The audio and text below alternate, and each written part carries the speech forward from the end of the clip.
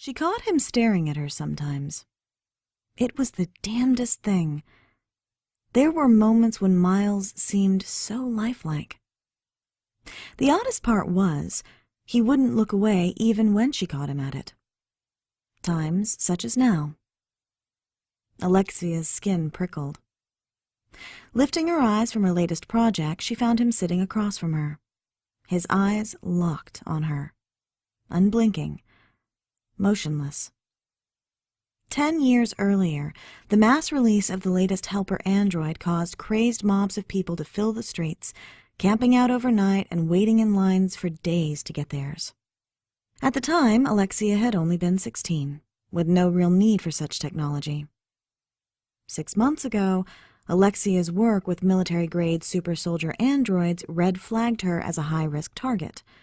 The government, unwilling to lose her knowledge of subliminal coding, assigned a machine industry leading-edge sentinel to protect her. She called him Miles for short. Miles could cook a damn fine roast or kill a man with a single blow. Either way, it was the first time she'd lived with a droid. The experience was interesting, to say the least. It took a great deal of effort on her part to become accustomed to his constant presence. "Are you bored?" She knew it was a ridiculous question. It wasn't as if he was capable of such an emotion. The thing was, sometimes she honestly thought he did feel things.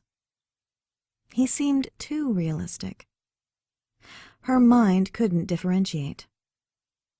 Perhaps it was the real reason she'd refused to own a helper bot before now. If something was talking to her, taking walks with her, and serving her food, it must be living in some fashion. "I am never bored with you." The golden light emanating from his eyes was the only detail separating him from humans.